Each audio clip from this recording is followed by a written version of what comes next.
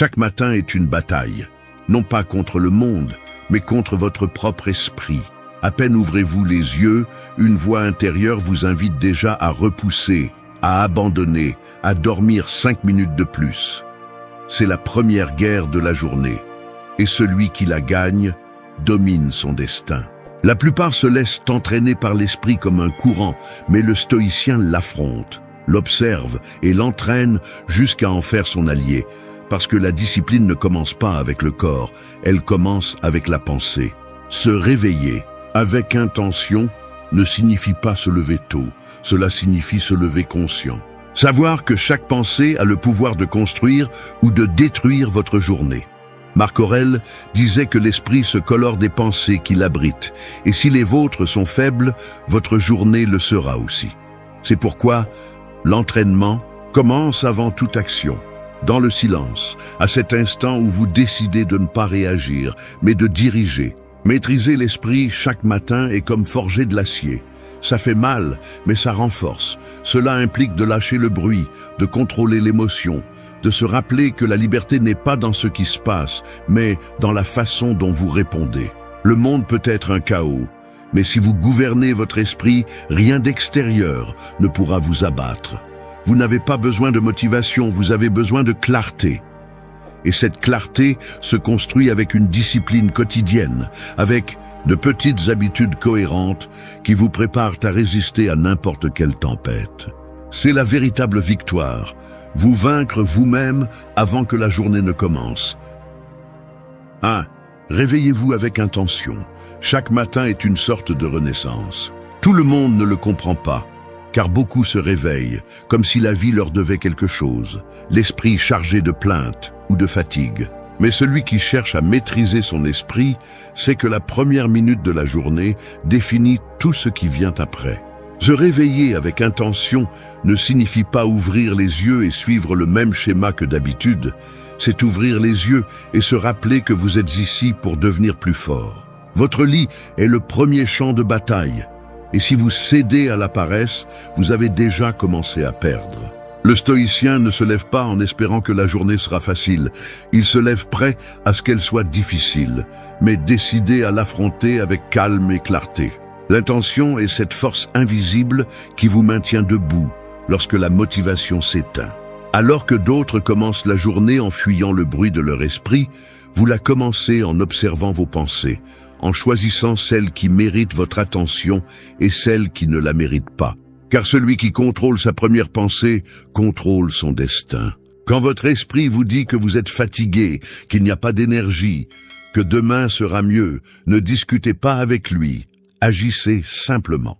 La discipline ne se débat pas, elle s'exécute. Chaque matin, avant de regarder votre téléphone ou de penser à ce qui manque, arrêtez-vous une seconde. Respirez, sentez le poids du présent et demandez-vous « Quel type de journée veux-je construire ?» Cette question est un ordre direct à votre subconscient, une déclaration que aujourd'hui, vous ne serez pas la victime de votre esprit, mais son commandant. Marc Aurèle disait que l'esprit se colore des pensées qu'il abrite. Si vous vous réveillez avec gratitude et concentration, votre journée se teinte de clarté. Si vous vous réveillez avec des plaintes ou de l'anxiété, le chaos prend le contrôle. Le stoïcien comprend cela et choisit de commencer à partir du pouvoir, pas de la faiblesse. C'est pourquoi chaque matin est un entraînement. Un rituel où votre corps obéit, votre esprit s'aligne et votre but se réveille avec vous. La première étape est de se lever quand votre esprit vous demande de rester. Ne cédez pas à cette voix intérieure qui cherche le confort. C'est là que commence la guerre. Il n'y a pas de victoire sans résistance et il n'y a pas de force sans lutte. Chaque fois que vous surmontez l'inertie, vous envoyez un message silencieux à votre subconscient. Je suis plus fort que mes excuses. Cette affirmation, répétée avec action, façonne votre caractère. Les grandes réalisations ne naissent pas dans des moments extraordinaires. Elles naissent dans la constance de chaque aube gagnée. Se réveiller avec intention implique également de ne pas chercher de raison externe pour le faire. Ne le faites pas par obligation ni par pression, faites-le par respect pour vous-même. La discipline n'est pas une punition, c'est la liberté. Lorsque vous commencez la journée avec un but, Vous prenez le contrôle de vos émotions et vous vous préparez à toutes circonstances. Le monde peut être imprévisible, mais votre réponse n'a pas à l'être. Si vous vous réveillez conscient, rien ne vous surprend. L'intention ne dépend pas du nombre d'heures que vous avez dormi, mais de la valeur de votre décision de vous lever. Ne cherchez pas de motivation dans des phrases ou des chansons, trouvez-la dans votre engagement. Chaque matin, décidez si vous serez la victime de votre faiblesse ou l'architecte de votre force. Vous n'avez pas besoin de plus de temps, vous avez besoin de décision. Parce que celui qui domine ses matins domine sa vie. Et celui qui se réveille avec un but transforme même la journée la plus difficile en une opportunité de grandir. C'est ainsi que l'esprit s'entraîne, avec action, avec silence et avec décision. 2. Contrôle tes pensées. L'esprit est comme une ville sans mur. Si tu n'établis pas des limites claires, n'importe quelle pensée entre et détruit de l'intérieur. Chaque jour, des milliers d'idées traversent ton esprit. Beaucoup d'entre elles ne sont pas les tiennes, mais des restes de peur, de comparaison ou de bruit extérieur. Et si tu n'es pas attentif, ces idées s'installent, gouvernent ton humeur et conditionnent ta journée sans que tu t'en rendes compte. Contrôler tes pensées ne signifie pas éliminer ce que tu ressens, mais décider ce qui mérite de rester et ce qui doit partir. La liberté commence là, quand tu choisis de ne pas être esclave de ce qui se passe dans ta tête. Les stoïciens savaient que l'esprit pouvait être le pire ennemi ou le meilleur allié. Épictète le disait clairement. Ce ne sont pas les choses qui nous perturbent, mais les opinions que nous avons sur elles. Chaque pensée est comme une graine. Sème la peur et tu récolteras la paralysie. Sème la gratitude et la force grandira. Tout commence parce que tu penses à l'aube. Si ton dialogue interne est rempli de plaintes, de culpabilité ou d'excuses, tu nourris la faiblesse. Mais si tu choisis consciemment de te parler avec pouvoir, ton esprit devient ton outil le plus tranchant. Tu ne peux pas empêcher qu'une pensée négative apparaisse, mais tu peux empêcher qu'elle reste. La clé est de l'observer sans réagir. Quand l'esprit commence avec son bruit, arrête-toi et répète mentalement « Cela ne me définit pas, cela ne fait que passer ». Cette courte phrase crée une distance, et cette distance est le pouvoir. Contrôler les pensées n'est pas lutter. Contre elles, c'est apprendre à les voir sans qu'elles t'emportent. La réaction est instinctive, l'observation est maîtrise. Ton esprit cherchera toujours le chemin le plus facile, la plainte, l'inquiétude, la peur. Mais le stoïcien s'entraîne à prendre le chemin le plus difficile, celui du contrôle. Chaque fois que tu choisis de ne pas réagir à une pensée inutile, tu renforces ton caractère. Ne te laisse pas emporter par ce que tu imagines, car la plupart du temps, la souffrance ne vient pas de ce qui se passe, mais de ce que ton esprit crée. Sois ferme avec toi-même. Si tu penses à quelque chose qui ne t'aide pas, change-le. Ne négocie pas avec ta faiblesse mentale. Chaque pensée a un coût. Certaines t'élèvent, d'autres te volent de l'énergie. Apprends à reconnaître la différence. Si tu passes la journée à nourrir des pensées vides, tu arriveras à la nuit sans force. Mais si tu nourris des pensées d'action, de gratitude et de concentration, tu finiras plus fort que tu n'as commencé. L'esprit s'éduque avec la pratique, pas avec les désirs. C'est pourquoi, chaque fois que tu ressens le chaos en toi, reviens à la respiration. Inspire, observe et réponds calmement. C'est ainsi que tu reprends le contrôle. C'est ainsi que tu maîtrises ce qui te dominait auparavant. Ne laisse pas ton esprit te tromper en te faisant croire que tout va mal. Ce qui t'arrive n'est pas aussi puissant que ce que tu penses à ce sujet. Contrôler tes pensées est l'entraînement le plus dur, mais aussi le plus transformateur. Parce que quand tu apprends à maîtriser l'invisible, le visible ne te fait plus peur. La véritable force ne se démontre pas en criant ni en résistant à la douleur, mais en gouvernant l'espace silencieux où naissent toutes tes décisions. Ton esprit peut être une prison ou un empire, et tu décides lequel des deux construire chaque matin. 3. Lâche prise sur hier. Les gens portent le passé comme s'ils avaient un sac à dos rempli de pierres. Ils marchent avec le poids de ce qu'ils ne peuvent pas changer, se rappelant des erreurs, des déceptions et des moments qui n'existent plus. Ce fardeau invisible vole de l'énergie, de la concentration et de la clarté. Celui qui vit attaché à hier meurt un peu chaque jour, parce que son esprit reste coincé dans ce qui a été et non dans ce qui peut être. Lâcher prise sur hier ne signifie pas oublier, cela signifie se libérer du pouvoir qu'il a sur vous. Le stoïcisme enseigne que le temps est une ressource qui n'existe qu'au présent. Ce qui s'est passé n'a plus de pouvoir, sauf celui que vous continuez à lui donner. Sénèque disait que la plus grande perte est le temps, car c'est la seule chose que vous ne pouvez pas récupérer. Chaque fois que vous revivez une erreur ou une blessure, vous dépensez le présent dans une bataille qui est déjà terminée. Le contrôle intérieur commence lorsque vous acceptez qu'il n'y a aucun moyen de refaire ce qui a déjà été fait, mais qu'il est possible de décider comment cela vous affecte aujourd'hui. L'esprit indiscipliné revit le passé pour justifier le manque d'action. Je ne peux pas, j'ai déjà essayé, j'ai échoué avant. Ce récit est une chaîne invisible. Le stoïcien la brise avec un acte simple, regardez vers l'avant sans ressentiment. Ce que vous étiez ne définit pas ce que vous êtes, et ce qui vous a blessé peut devenir votre entraînement. Hier est un maître, pas un juge. Il vous a appris ce dont vous aviez besoin pour avancer, pas pour rester coincé. Pensez à votre esprit comme à un champ de bataille. Si vous laissez les souvenirs négatifs occuper votre terrain, l'ennemi a déjà gagné. Mais si vous décidez de vider cet espace et de le remplir de nouvelles actions, de nouvelles pensées, de nouveaux objectifs, vous récupérez votre pouvoir. Vous n'êtes pas le même que vous étiez, car chaque jour que vous choisissez d'avancer, vous changez votre structure mentale. Les souvenirs ne disparaissent pas, mais ils cessent de vous gouverner lorsque vous les regardez avec sagesse. Lâcher prise sur hier signifie aussi se pardonner. Non pas par faiblesse, mais par intelligence. S'accrocher à la culpabilité ne change pas ce qui s'est passé.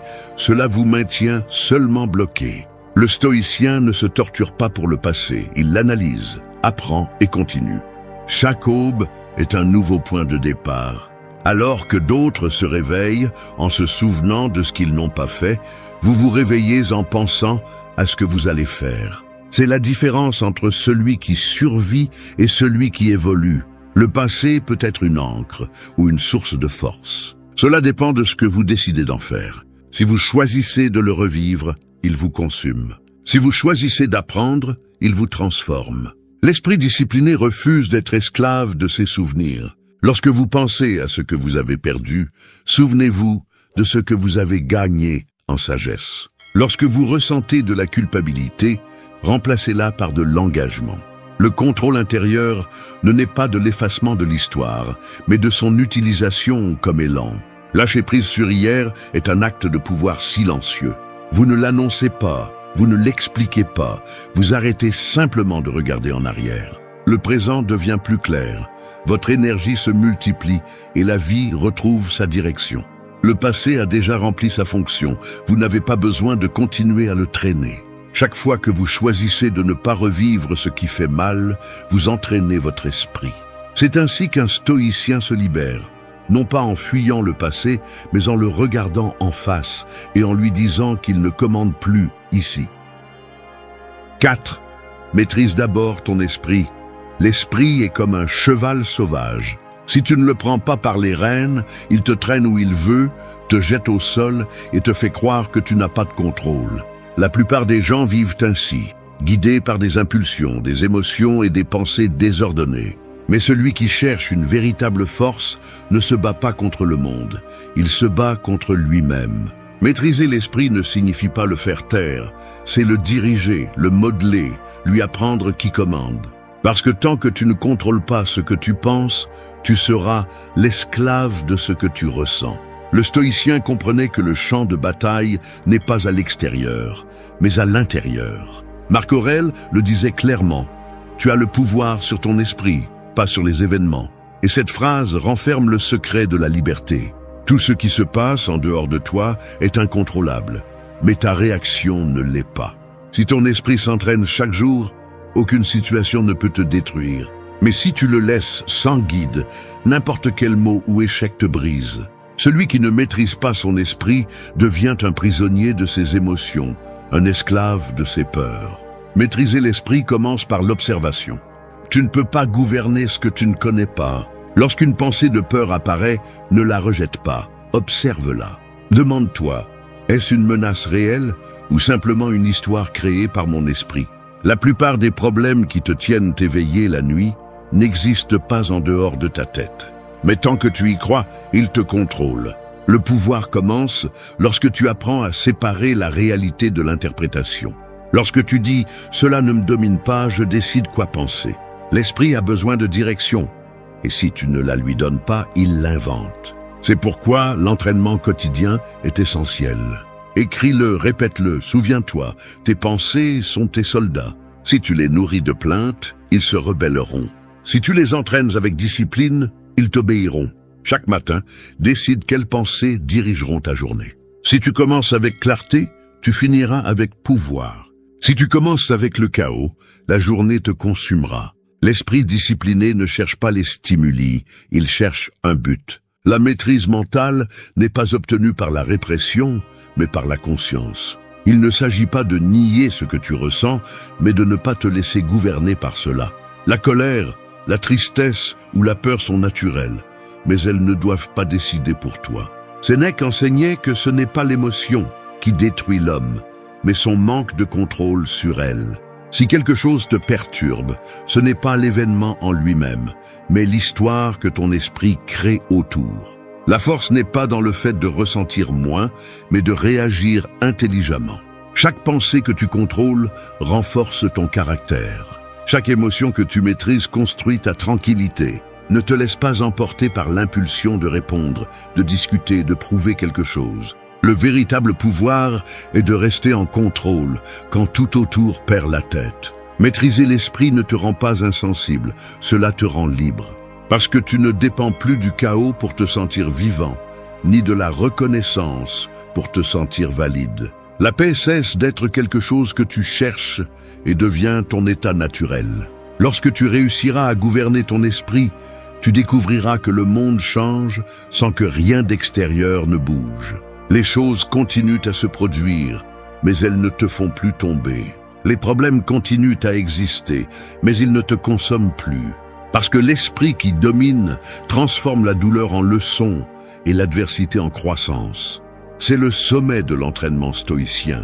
Regardez la tempête et restez ferme, parce que tu sais que le pouvoir n'est pas dans le vent, mais dans celui qui tient le gouvernail. Maîtrise d'abord ton esprit, et le reste de ta vie s'alignera ensuite. 5. Commence fort.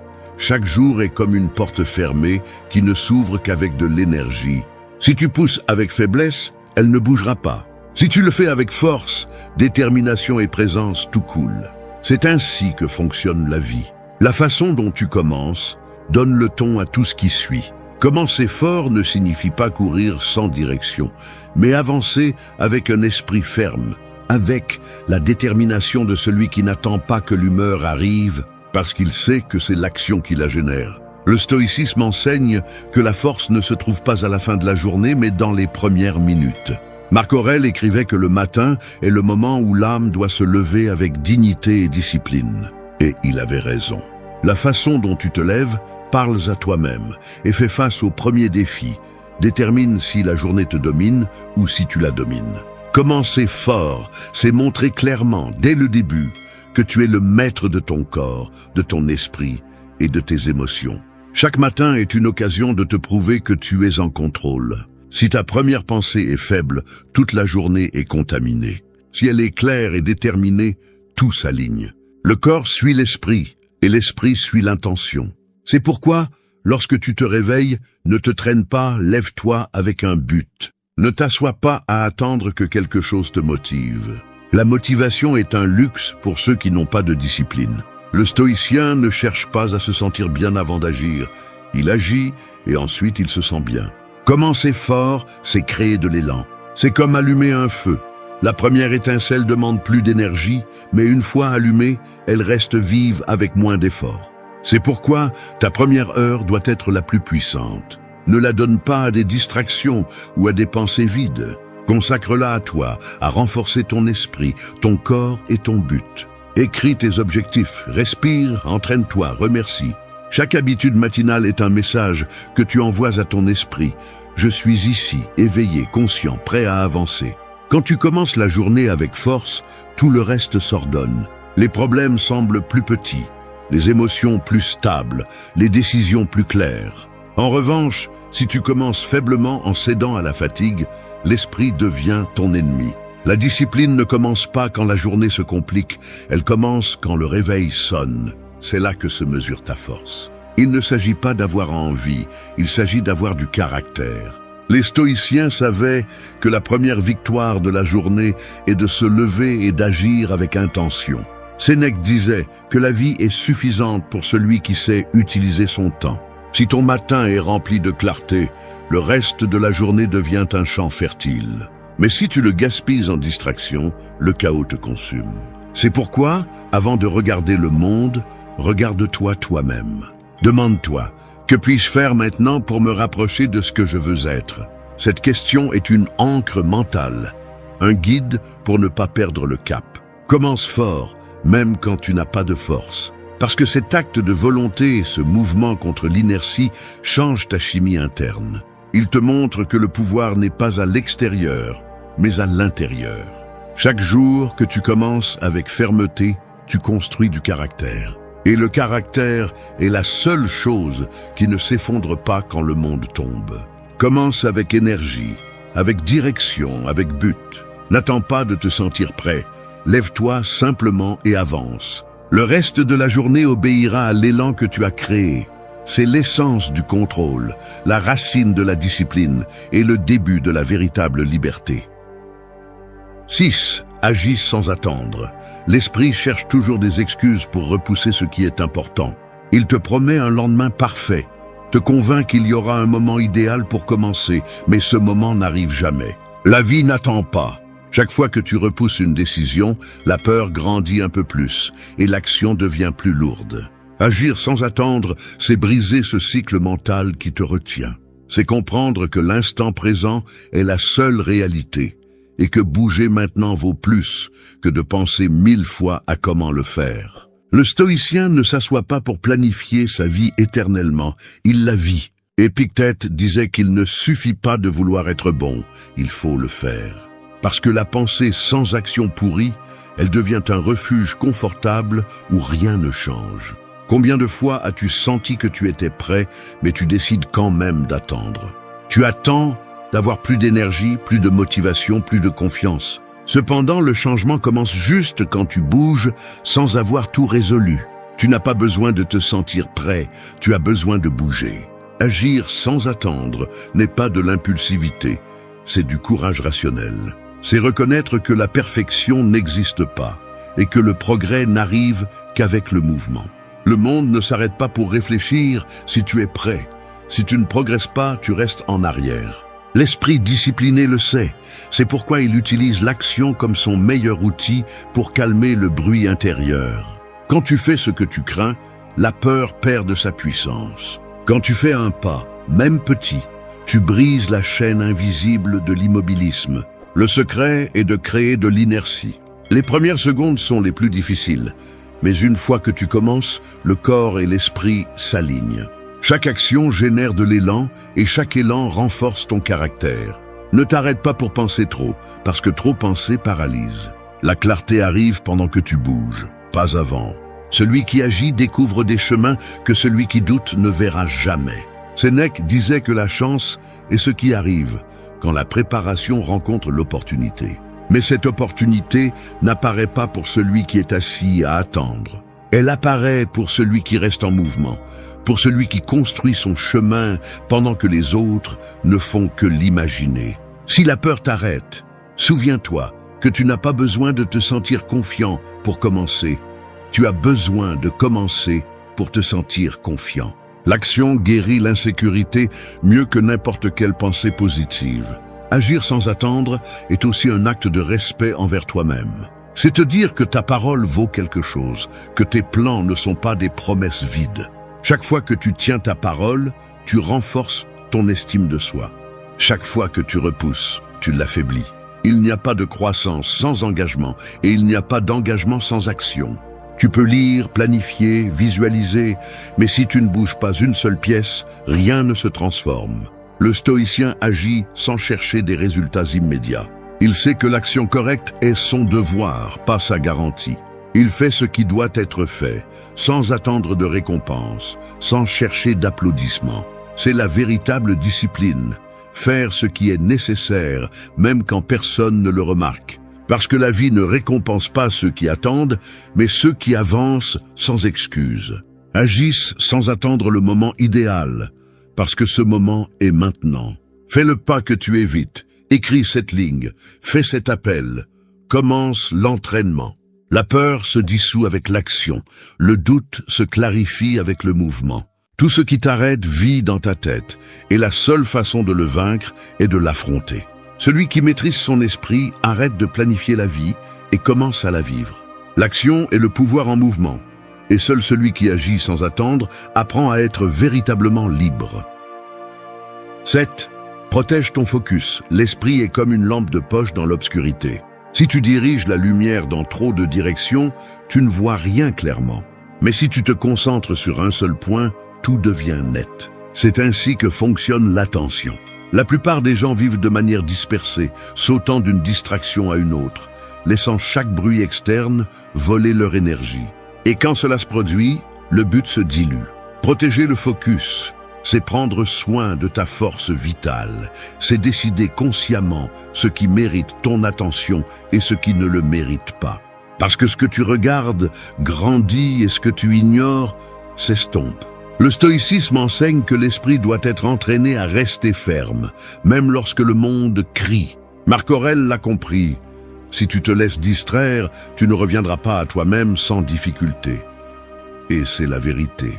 Plus tu te disperses, plus il est difficile de revenir au centre. Aujourd'hui, plus que jamais, nous vivons dans un environnement conçu pour briser ta concentration. Chaque notification, chaque réseau social, chaque conversation sans sens vole de petits fragments de ta présence. Et quand tu t'en rends compte, la journée est passée et tu n'as rien fait qui compte vraiment. Protéger ton focus n'est pas t'isoler du monde, c'est apprendre à choisir où tu places ton esprit. Si tu ne le fais pas, d'autres le feront pour toi. Les gens, les nouvelles, le bruit numérique, tous essaient de diriger ton attention vers leurs intérêts. Mais le stoïcien vit avec un but. Son esprit n'est pas un terrain public, c'est un espace sacré qu'il gouverne seul. Et ce contrôle est construit avec des limites. Limite ce que tu consommes, ce que tu écoutes, ce que tu dis. Chaque stimulus qui entre affecte la qualité de tes pensées. Le focus est de l'énergie concentrée. Chaque fois que tu le disperses, tu perds du pouvoir. Si tu en prends soin, tu deviens imbattable. Les grandes réalisations ne naissent pas du talent. Elles naissent de la capacité à maintenir l'attention sur l'essentiel pendant assez longtemps. Tu ne peux pas avancer si chaque petit obstacle dévie ta route. Apprends à dire non sans culpabilité. Non à la distraction, non à l'urgence qui n'est pas importante, non aux gens qui volent ton temps sans te donner rien en retour. Chaque non que tu donnes au bruit est un oui à ton but. Sénèque disait que la vie est raccourcie non parce que nous vivons peu, mais parce que nous gaspillons trop de temps sur ce qui n'importe pas. Et c'est exactement ce qui se passe quand tu perds le focus. Tu t'épuises mentalement et ensuite tu crois que la vie te pèse, alors qu'en réalité tu es seulement épuisé par la lutte dans des batailles qui ne sont pas les tiennes. Le secret est de garder le silence intérieur lorsque le monde te pousse à réagir. De rester calme lorsque tout le monde cherche ton attention. Cette sérénité n'est pas une faiblesse, c'est une force. Protéger le focus implique aussi de prendre soin de tes pensées. Si tu laisses ton esprit vagabonder sans direction, il te tirera vers le doute ou l'anxiété. Quand tu sens que tu perds le contrôle, reviens au présent. Respire, observe et rappelle-toi pourquoi tu as commencé. Le focus ne s'impose pas, il se forme. Chaque fois que tu reviens à l'essentiel, tu renforces ta discipline mentale. Chaque fois que tu ignores le superficiel, tu montres que tu ne vis plus à la merci du bruit. La clarté mentale est la nouvelle forme de liberté. Quand tu sais ce que tu veux et où tu vas, le monde cesse de te distraire. Le stoïcien ne cherche pas à faire plus. Il cherche à faire ce qui est juste. Son pouvoir réside dans la constance, pas dans la vitesse. Protéger le focus, c'est en essence protéger ta paix. Parce que là où tu mets ton attention, c'est là que tu mets ta vie. Ne laisse pas ton énergie se gaspiller dans des choses qui ne te rapprochent pas de ton but. Dirige ta lumière vers ce qui compte et le reste s'estompera dans l'ombre. 8. Valorise les petites victoires. Chaque jour est rempli de batailles invisibles. Certaines, tu les gagnes sans t'en rendre compte. Te lever quand tu n'en as pas envie, garder ton calme quand tu pourrais exploser, continuer à avancer quand personne ne t'applaudit.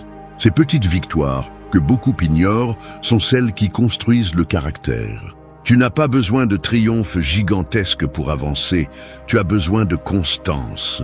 Le progrès réel ne se fait pas par bond, il se fait par pas. Le problème, c'est que la plupart des gens attendent un grand changement, une récompense immédiate, sans comprendre que la grandeur se forge dans le quotidien. Les stoïciens savaient que la maîtrise de soi se gagne dans les détails. Sénèque disait que ce n'est pas la fortune qui change l'homme, mais son attitude face aux petites choses. Si tu n'es pas capable de rester ferme dans les gestes simples, tu ne le seras pas non plus lorsque les grands défis arriveront. Chaque décision, chaque habitude, chaque pensée disciplinée est une graine qui germe en silence. Et ces graines, avec le temps, deviennent les fondations de ta force. Valoriser les petites victoires n'est pas du conformisme, c'est de la sagesse. C'est comprendre que chaque fois que tu choisis de ne pas abandonner, tu construis une version plus forte de toi-même. Que chaque jour où tu tiens une promesse, même minime, tu renforces la confiance en ta parole. Que chaque moment où tu gardes ton calme, alors que tu pourrais réagir avec colère, tu démontres ta maîtrise de toi-même. Ces moments ne font pas de bruit, mais ils façonnent ton esprit plus que n'importe quel accomplissement visible. L'esprit indiscipliné cherche des résultats immédiats.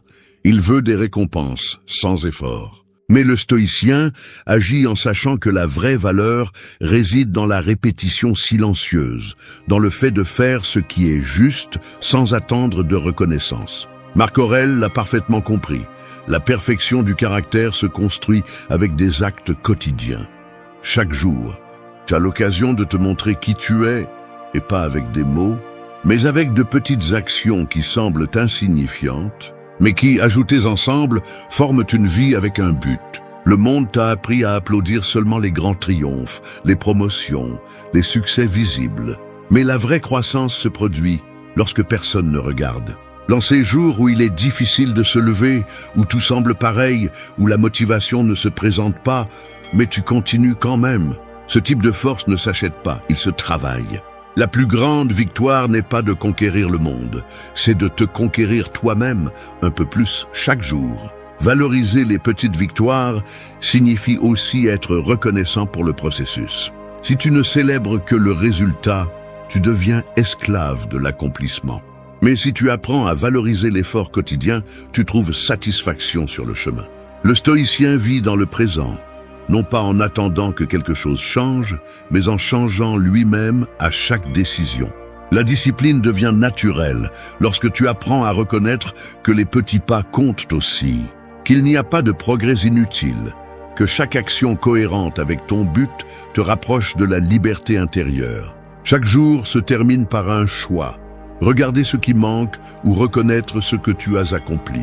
Celui qui ne voit que ce qui manque vit dans le manque. Celui qui valorise ce qu'il a avancé vit en plénitude. Tu n'as pas besoin d'être parfait, tu as besoin d'être constant.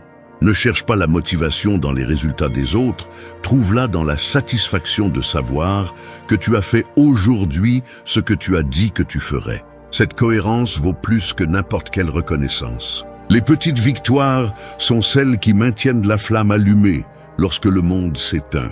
Célèbre chaque pas, chaque acte de discipline, chaque pensée contrôlée.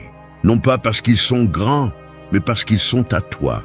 C'est la différence entre celui qui survit et celui qui grandit. Danke, dass du bis zum Ende des Videos geblieben bist. Wenn du alles gesehen hast, kommentiere, ich bin stoisch, als unser geheimes Zeichen, zu wissen, dass du ein wahrer Schüler des Stoizismus bist. Vergiss nicht, den Kanal zu abonnieren und das Video zu liken, wenn es dir gefallen hat. Wir sehen uns im nächsten Video und denke daran, La pensée positive ne consiste pas à répéter des phrases vides, ni à sourire de force lorsque tout s'effondre. C'est une forme d'entraînement mental, une discipline intérieure. Penser positivement du point de vue stoïcien, c'est apprendre à rester calme au milieu du chaos, à ne pas perdre la clarté lorsque la vie frappe, à rester ferme lorsque rien ne semble stable. Il ne s'agit pas de nier la réalité, mais de maîtriser l'interprétation que vous en faites. L'esprit humain peut être votre allié ou votre bourreau. Si vous ne l'entraînez pas, il vous contrôle. Si vous le guidez, il vous libère. C'est pourquoi ce n'est pas une vidéo sur la motivation vide. C'est un guide pratique pour renforcer la pensée, pour transformer la façon dont vous vous parlez, dont vous répondez, dont vous faites face à l'inévitable.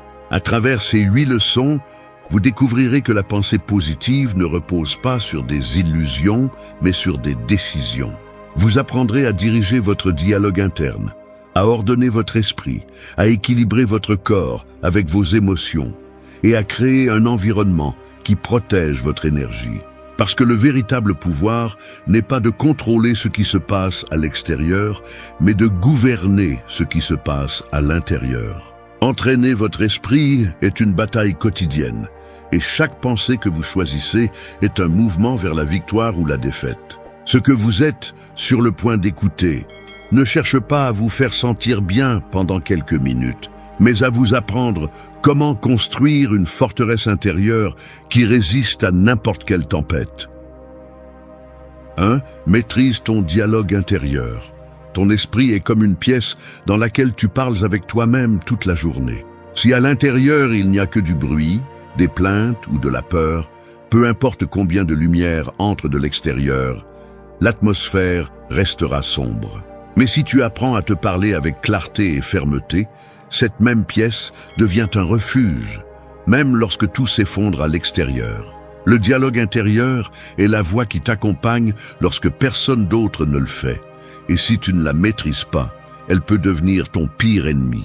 La pensée positive du stoïcisme ne consiste pas à répéter de jolies phrases, mais à changer la façon dont tu interprètes ce qui se passe. Ce n'est pas te nier la tristesse, mais te rappeler que tu n'es pas la tristesse. Ce n'est pas te dire que tout va bien, mais te dire que tu peux aller bien même lorsque les choses ne le sont pas. C'est la différence entre te tromper et te renforcer. Les stoïciens enseignaient que le pouvoir n'est pas dans les faits, mais dans la façon dont tu les perçois, et maîtriser le dialogue intérieur, est apprendre à modeler cette perception pour qu'elle travaille en ta faveur, pas contre toi. Chaque pensée que tu laisses passer sans contrôle devient une graine. Si tu permets à celle de la peur de grandir, tout ce que tu verras sera teinté d'insécurité. Si tu cultives celle de la sérénité, ton esprit apprendra à trouver le calme même dans la confusion. La plupart ne perdent pas à cause de ce qui se passe, mais à cause de ce qu'ils se disent quand cela se passe. C'est cette voix intérieure qui définit si tu coules ou si tu avances. C'est pourquoi tu dois l'observer, l'écouter, la questionner et ensuite la former. Quand tu te parles, fais-le avec respect, avec fermeté et avec vérité. Pas avec indulgence, mais pas non plus avec cruauté.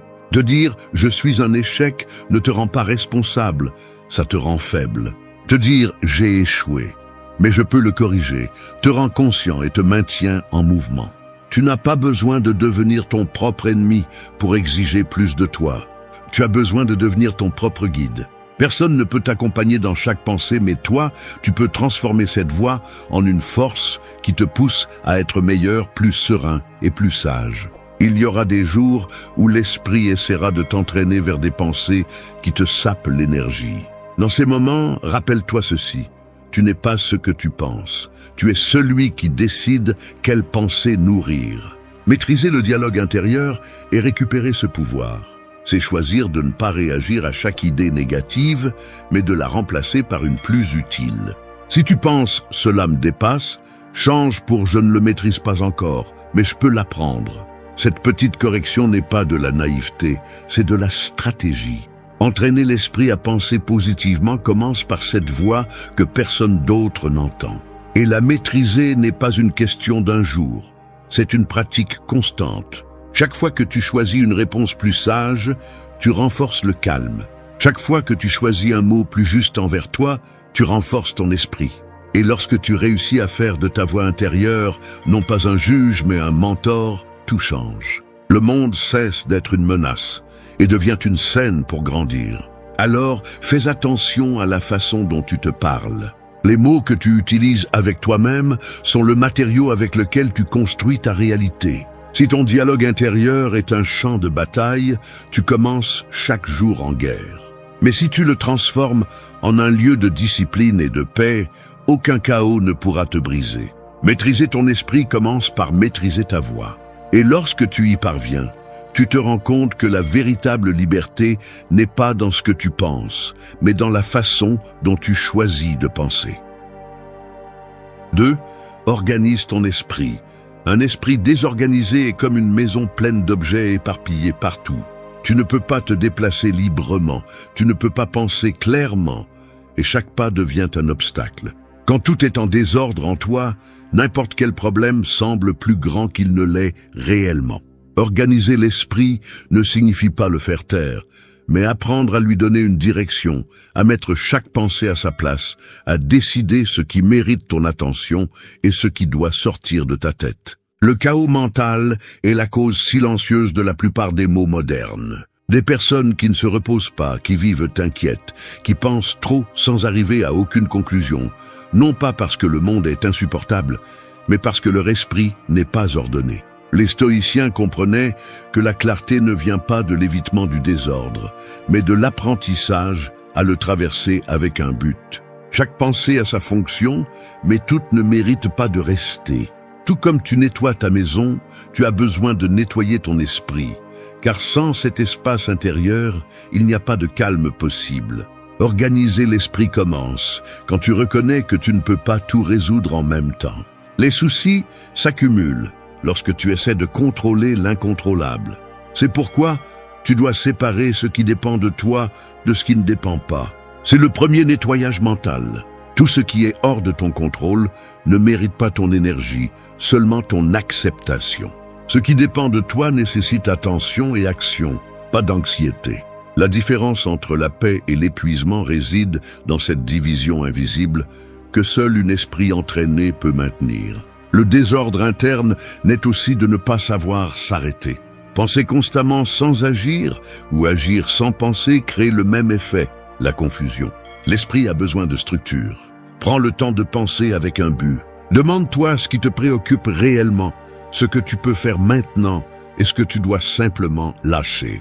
La clarté n'apparaît pas de nulle part, elle se construit avec de la discipline. Et lorsque tu réussis à organiser tes pensées, la vie cesse de se sentir si lourde, non pas parce que les problèmes disparaissent, mais parce que tu apprends à les porter avec équilibre. Beaucoup cherchent des solutions rapides, des distractions ou des échappatoires, mais tout ce qu'ils réussissent à faire, c'est accumuler plus de bruit. La véritable force réside dans la capacité de s'arrêter et d'observer ce qui se passe en toi sans fuir. Tu n'as pas besoin de tout contrôler, tu as besoin de te contrôler. C'est l'ordre qui transforme le chaos en direction. Un esprit ordonné n'est pas un esprit vide, c'est un esprit concentré. Et lorsque tu atteins cette concentration, le monde extérieur cesse de dicter ton état intérieur. Les stoïciens parlaient de l'esprit comme d'un jardin. Si tu ne le soignes pas, les mauvaises herbes poussent seules. Chaque pensée négative, chaque souci inutile est une mauvaise herbe qui consomme ton énergie. Mais si chaque jour tu consacres quelques minutes à examiner ton esprit, à éliminer ce qui est superflu et à nourrir ce qui est utile, tu verras comment une sérénité difficile à briser grandit en toi. Tu n'as pas besoin d'un environnement parfait. Tu as besoin d'un esprit clair pour répondre à n'importe quel environnement. L'ordre mental n'est pas atteint en un seul jour, il se travaille. Il nécessite de la constance, du silence, de la réflexion et surtout de l'honnêteté envers toi-même. Chaque matin, examine tes pensées, quelles émotions guident ta journée et nettoie ce qui ne te sert pas. Parce que sans ordre, l'esprit devient un ennemi qui conspire contre toi. Mais avec de l'ordre, il se transforme en l'allié le plus puissant. La maîtrise de la pensée n'est pas un but, c'est une habitude. Lorsque ton esprit est en ordre, le bruit du monde ne te dérange plus. Les pensées s'alignent, les émotions se stabilisent et la vie se sent plus légère. 3. Équilibre le corps et l'esprit. Le corps est le miroir où l'esprit se reflète. Si ta pensée est pleine de chaos, le corps le crie avec fatigue, tension et déséquilibre. Quand l'esprit s'accélère, le corps s'épuise. Quand le corps est négligé, l'esprit s'obscurcit. Tout ce que tu ressens dans le corps a une origine dans l'esprit, et tout ce que tu penses laisse une trace dans le corps. Équilibrer les deux n'est pas une option, c'est une nécessité si tu veux rester en contrôle. Beaucoup cherchent la paix intérieure, mais vivent épuisés, dorment peu, mangent mal et remplissent leur journée de distractions. Ensuite, ils se demandent pourquoi ils n'arrivent pas à avoir de la clarté. Tu ne peux pas espérer de calme mental si ton corps est en guerre. Le stoïcisme enseigne que l'esprit rationnel a besoin d'un instrument fort pour se soutenir, et cet instrument est le corps. Il ne s'agit pas de perfection physique, mais de connexion. Apprendre à écouter ce que ton corps dit quand ton esprit ne veut pas comprendre. Chaque pensée a une réponse physique. L'inquiétude tend le cou, la colère rétrécit la poitrine, la culpabilité pèse sur les épaules. Ignorer ces signaux, c'est comme couvrir avec de la peinture un mur qui s'effondre. L'équilibre se construit en reconnaissant la relation entre tes habitudes et ton état mental. Si ton corps est faible, ton esprit se fatigue plus facilement. Si ton esprit est saturé, ton corps réagit avec anxiété. Ce n'est que lorsque les deux travaillent ensemble que tu peux ressentir une véritable stabilité. L'équilibre commence dans la routine. Bien dormir, manger avec modération, bouger chaque jour. Non pas par obligation, mais par respect pour toi-même. Le corps est le temple de la raison et le négliger, c'est saboter ta clarté. Les stoïciens parlaient du corps comme d'un outil qui devait être maintenu, prêt à servir la vertu.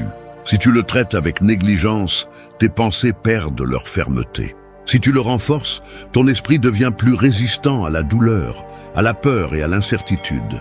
Tu as aussi besoin d'apprendre à t'arrêter. L'esprit moderne ne se repose pas parce que le corps ne sait pas rester immobile. Nous vivons en courant d'une chose à l'autre, sans nous donner un moment pour nous reconnecter. Le calme ne se trouve pas dans le bruit, mais dans la pause. Respirer profondément, observer ton environnement, sentir la terre sous tes pieds. Ces actions simples te ramènent au présent, où l'esprit cesse de vagabonder et le corps retrouve son centre. L'équilibre ne se cherche pas à l'extérieur, il se forme à l'intérieur, à chaque instant où tu décides de t'arrêter et d'être avec toi-même. Équilibrer le corps et l'esprit signifie aussi prendre soin de ce que tu consommes, pas seulement en termes de nourriture, mais aussi d'information. Ce que tu vois, entends et répètes façonne ton énergie. Si tu remplis ton esprit de plainte et ton corps d'excès, il n'y aura pas d'équilibre possible. L'harmonie naît du contrôle, de choisir consciemment ce qui entre et ce qui reste. Tu n'as pas besoin de grands rituels, tu as besoin de cohérence. Faire ce que tu sais qui te fait du bien, même si c'est difficile, même si personne ne le voit. Quand tu atteins cette connexion, tout change. Le corps cesse d'être un poids et devient un allié. L'esprit cesse de se disperser et trouve une direction. Tes décisions deviennent plus fermes, parce qu'elles ne sont pas conditionnées par la fatigue ou la tension. L'équilibre n'est pas une destination, c'est une pratique quotidienne. Chaque respiration consciente, chaque mouvement délibéré, chaque choix modéré renforce cette union. Tu ne peux pas avoir un esprit fort dans un corps faible, ni un corps sain soutenu par des pensées confuses. Les deux ont besoin l'un de l'autre, se reflètent, se complètent. Entraîner l'esprit sans prendre soin du corps, c'est comme essayer de maintenir un feu sans oxygène. Quand tu équilibres les deux, tout le reste trouve sa place. 4. Protège ton environnement mental. L'esprit est comme un jardin qui grandit avec ce que tu permets d'entrer. Si tu laisses n'importe qui jeter des ordures, le terrain se flétrit rapidement. Mais si tu choisis soigneusement quelles graines planter, tu verras fleurir la tranquillité, la concentration et la force intérieure. Ton environnement mental n'est pas seulement ce que tu penses, mais tout ce que tu consommes, écoutes, observes et permets de t'entourer. Le protéger est l'une des façons les plus puissantes de former ton esprit à penser positivement. car l'environnement que tu ne filtres pas finit par façonner tes pensées sans que tu t'en rendes compte. Nous vivons à une époque où tout rivalise pour ton attention. Les réseaux, les nouvelles, les commentaires des autres, les conversations vides. Chaque stimulus que tu reçois laisse une empreinte, et si tu n'es pas conscient, ton esprit devient un dépôt d'informations inutiles. Il ne s'agit pas de vivre isolé du monde, mais de choisir intelligemment ce que tu laisses entrer. Les stoïciens parlaient de contrôle interne, mais ils comprenaient aussi l'importance de prendre soin des influences externes. Personne ne peut maintenir la sérénité s'il vit entouré de bruit constant. L'environnement mental comprend également les personnes. Il y a ceux qui ajoutent de la paix et ceux qui la volent. Chaque interaction a un coût émotionnel. Et si tu n'apprends pas à établir des limites, tu finis par t'épuiser sans savoir pourquoi. Toutes les voix ne méritent pas une place dans ta tête. Écouter n'est pas la même chose qu'absorber. Tu peux être empathique sans laisser les problèmes des autres te contaminer. L'esprit a besoin d'air pur pour fonctionner. Et cela ne peut être réalisé qu'en t'éloignant de ce qui intoxique ton équilibre. Protéger ton environnement mental implique également de prendre soin de ce que tu consommes en silence. Les films que tu regardes, les livres que tu lis, les chansons que tu écoutes, tout nourrit ton état émotionnel. Et si tu remplis ton esprit de drame, de pessimisme ou de plainte, tu commenceras inévitablement à penser à partir de cette fréquence. Tu ne peux pas espérer des pensées élevées si tu te nourris de misère émotionnelle. L'esprit se forme avec ce que tu lui donnes tous les jours. C'est pourquoi tu dois être exigeant avec ce que tu choisis. Ce n'est pas de l'élitisme, c'est de la survie mentale. Il y a des moments où le plus grand acte de force est de te déconnecter. Non pour fuir, mais pour te reconnecter avec toi-même. Le silence, bien qu'inconfortable au début, devient un bouclier. C'est dans le silence que tu entends ce que tu penses vraiment, où tu remarques quelles idées sont les tiennes et lesquelles proviennent du bruit externe. Apprendre à être calme sans stimuli est un entraînement que peu de gens maîtrisent, mais ceux qui y parviennent découvrent un pouvoir inébranlable. Parce que celui qui contrôle son environnement mental n'a pas besoin de s'échapper de lui, il le transforme. L'environnement se protège également à travers des habitudes simples. Se lever sans vérifier le téléphone, laisser de l'espace à la réflexion avant de réagir, prendre soin de l'endroit où tu travailles, maintenir l'ordre autour de toi. Tout cela communique à ton esprit que le calme est une priorité. Un espace physique propre reflète un espace mental ordonné. Et bien que cela puisse sembler trivial, l'environnement extérieur est le miroir de l'intérieur. Si tu vis entouré de désordre, ton esprit l'imitera. Si tu cultives l'harmonie, ton esprit le ressentira. La société moderne glorifie l'exposition constante, mais la sagesse est dans la sélection. Tu n'as pas besoin d'être au courant de tout, ni de participer à chaque conversation. Ce qui ne nourrit pas ta croissance te distrait de celle-ci. Chaque fois que tu décides de rester en dehors du bruit, tu renforces ton contrôle interne. Protéger ton environnement mental n'est pas un acte de faiblesse, c'est une déclaration de force. Cela signifie choisir ta paix sur l'approbation, ta clarté sur la distraction. 5. Renforce ta posture. Marcher avec le dos courbé et le regard bas non seulement fatigue le corps, mais affaiblit aussi l'esprit. Chaque posture que tu adoptes envoie un message silencieux à ton intérieur.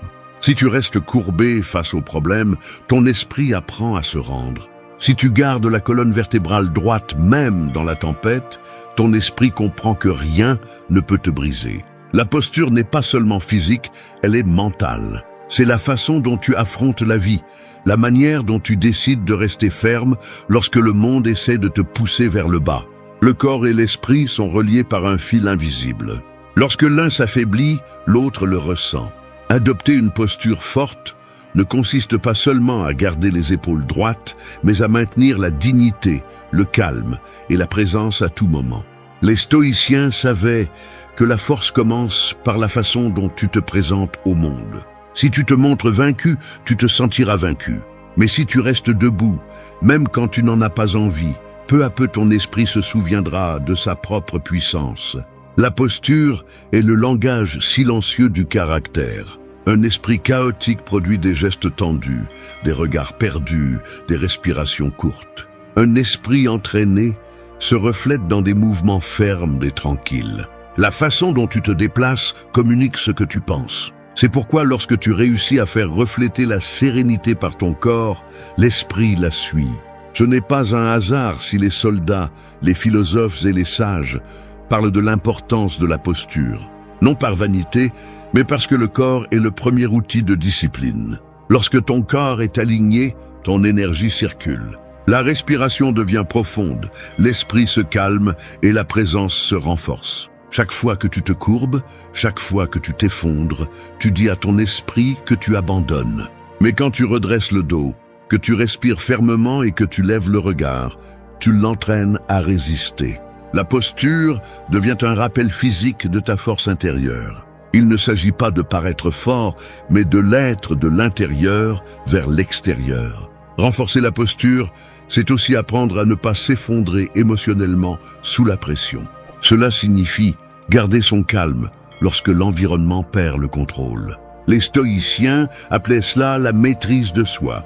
C'est la capacité de rester immobile face à la provocation, de répondre sans perdre l'équilibre. C'est là la véritable force, non pas celle de crier plus fort, mais celle de rester ferme quand tout le monde cède. Une posture forte inspire le respect, tant chez les autres que chez toi-même. C'est le reflet visible d'un esprit stable. Le corps est le théâtre où se manifeste ta discipline. C'est pourquoi tu dois l'entraîner à soutenir ton caractère. Lève-toi tôt, respire profondément, marche avec intention. Il ne s'agit pas d'imposer de la rigidité, mais de pratiquer la présence. L'esprit s'entraîne aussi à travers le mouvement. Si chaque geste que tu fais est conscient, si chaque pas que tu fais est avec un but, ton corps cesse d'être un simple véhicule et devient une extension de ta force mentale. Rappelle-toi que la vie mettra toujours du poids sur tes épaules. Il y aura des jours où tu auras l'impression de ne plus pouvoir rien supporter.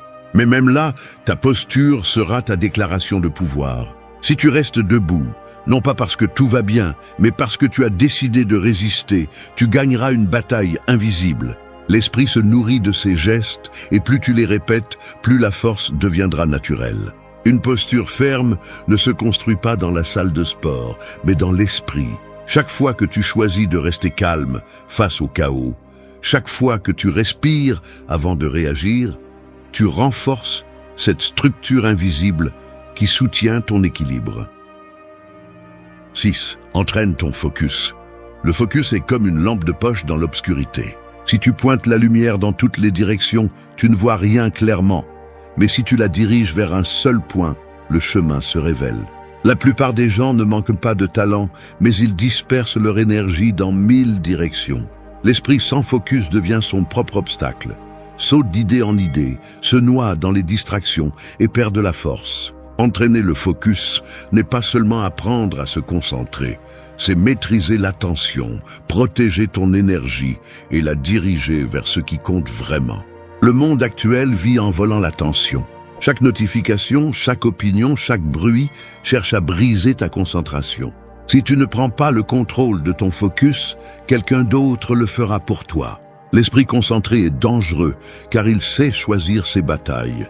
Il ne se disperse pas dans ce qu'il ne peut pas contrôler. Il ne s'épuise pas dans ce qui n'a pas de sens. Les stoïciens l'ont compris mieux que quiconque. L'essentiel n'est pas de faire plus, mais de faire ce qui est juste avec toute la présence possible. Celui qui y parvient avance sans se presser, mais sans s'arrêter. Le focus se renforce comme un muscle, avec une pratique quotidienne. Chaque fois que tu choisis de maintenir ton attention sur une seule tâche, tu entraînes ton esprit à résister à la distraction. Chaque fois que tu choisis le silence plutôt que le bruit, la concentration plutôt que la dispersion, tu développes un pouvoir que peu de gens maîtrisent. La clarté mentale ne vient pas de l'inspiration, elle vient de la discipline. Ce que tu répètes constamment devient ta nature, et un esprit concentré se construit en répétant de petits actes d'attention consciente tous les jours.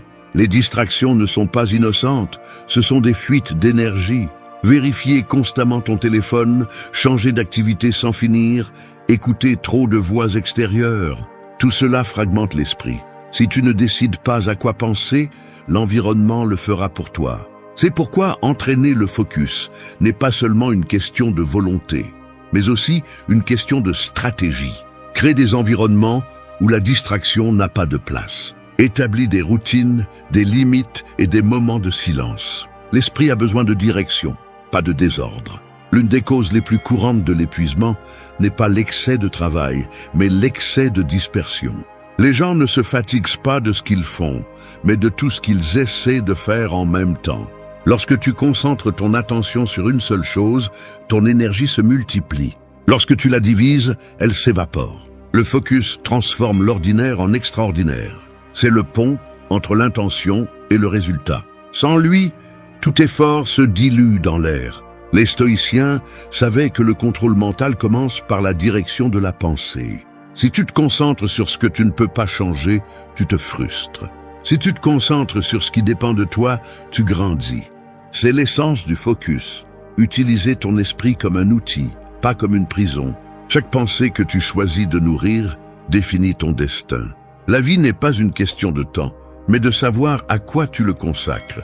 Concentrer ton attention, c'est décider ce qui mérite ton énergie et ce qui ne le mérite pas. Entraîner le focus, c'est aussi apprendre à dire non. Non aux distractions, non à l'urgence de plaire, non à l'impulsion de répondre immédiatement. L'attention est une ressource limitée, et chaque jour tu dois décider dans quoi tu l'investis. Si tu la donnes à tout ce qui brille, tu perdras la lumière qui te guide vraiment. Le focus ne signifie pas rigidité, il signifie engagement. Savoir où tu vas et ne pas dévier, même si le bruit est fort. Lorsque tu réussis à concentrer ton esprit, tout devient plus simple. Les décisions pèsent moins, le chaos devient gérable et la vie prend un sens. L'attention pleine n'est pas une mode, c'est une forme de résistance. 7. Crée ton refuge intérieur. Le monde extérieur est imprévisible, mais en toi peut exister un lieu où rien ne te touche. Un espace silencieux, immobile, qui ne dépend pas du bruit, des personnes ou des circonstances. C'est ton refuge intérieur. Ce n'est pas une fantaisie ni une fuite, c'est le centre où tu te reconnectes quand tout semble s'effondrer. Créer ce refuge est une pratique stoïcienne essentielle, car le calme ne se trouve pas à l'extérieur, il se construit à l'intérieur, brique par brique, pensée après pensée. Chaque jour, tu es exposé au chaos. Des nouvelles qui perturbent, des conversations qui épuisent, des personnes qui drainent l'énergie.